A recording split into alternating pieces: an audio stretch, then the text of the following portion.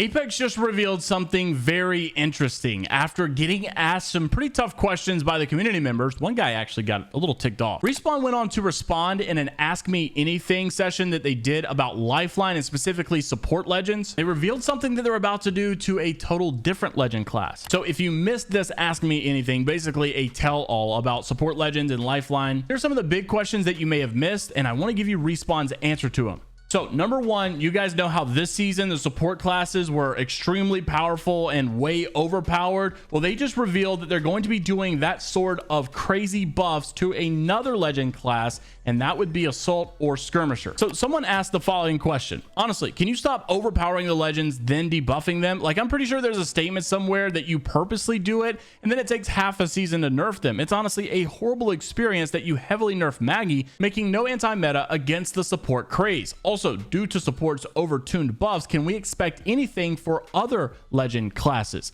So Devin responded, Respawn Entertainment, saying we could, and we've done so in the past, but it has led to pretty poor reception and uptake on legends before. Look at Rampart, for example. She was released in what we considered a fairly balanced state, but without the excitement and draw of the power to show people what she could do and how she could be effective, she fell quickly from the limelight off of her launch. And it took a long, arduous amount of buffs to eventually pull her up into relevancy. It's generally much more viable to launch a character or change strong, let people play with it, experiment, have fun, and then learn where to rein in the parts that are overpowered, rather than aim for a perfectly balanced out of the gate and have no one give that character a shot. So, are the support legends and perks strong? Absolutely. Will they stay that way? No.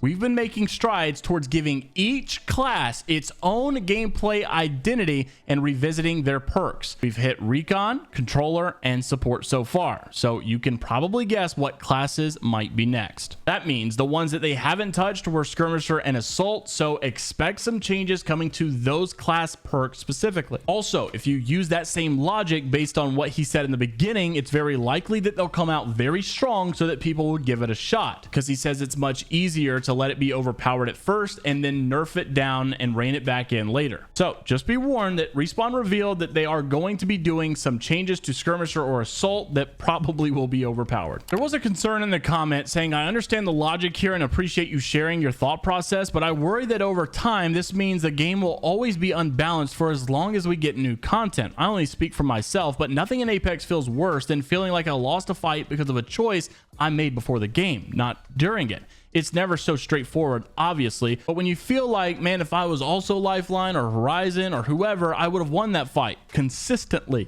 Makes me want to do other things with my time. I think it's a fair point to make. Many people were frustrated over the last few months that they've used nerfs and buffs as a form of content. Like, you could just purposely break something and then have the opportunity to fix it as a way of, we did something or we made an update. Now, you'll notice in that question, Mad Maggie came to conversation, and this was a lot of frustration from many people that were asking questions. Despite it being a support Lifeline question, Maggie came up a lot, asking what's the thought process, the fact that Maggie Ball doesn't destroy her shield, Lifeline shield, or Newcastle wall, or Gibby's bubble. Isn't it like 90% of her ult's idea to do that? I genuinely would love an answer on this, and also make Wraith great again. Devin responded, said there's a lot to unwrap here. We wanted Lifeline and the support legends to come out as strong as they did for this season of support. When looking at Lifeline's ultimate, we felt that it was important for her newest ability to not have a strong hard counter that instantly made it obsolete. It's an ultimate after all, not a tactical like Gibraltar's Dome. For Newcastle, the change was to make Newcastle's tack invulnerable was independent of any interaction with Maggie. Since the mobile shield only took damage before, once damage was also ignored, it became a stronger counter to her ult. We've been talking about this and may revisit this interaction in the future. Gibraltar was a calculated choice to return him to some of his old Gibby glory days for the season of support. We saw a lot of the hard counters ruling him out as a potential pick, and before this season he was a second or third from the bottom of the dream pool. So easing off on his hard counters this season was a chance for him to stand tall once more. Overall, the team has been discussing the Maggie Ball, and we would like to make some adjustments to it in the future to give it more consistent identity. You'll notice key terms that keep reappearing. They're trying to give every legend class and every legend a better, more specific identity, because they've changed passives a lot. They changed perk classes passives a lot. They're still finding their ranked play identity as they change it a lot. They did share years ago about the frustrations of Apex because it's so hard to continuously balance, because when you change one thing, everything that was balanced is now imbalanced, and it's just a really hard game to keep playing. So the last question that I wanted to grab some attention to, that Devin responded saying, I like the general idea of making support more distinctive role-wise from control legends, but with Lifeline and other supports out there, wouldn't the small heal meds and technically rezzing in ring conflict with the past push to avoid stalling in the ring? It also seems like those characters an advantage on contested POIs during the early game. With any data gathered so far on that show that advantage being problematic? In which Devin responded, yes, there's a push to make each class have a unique benefit and distinction from one another.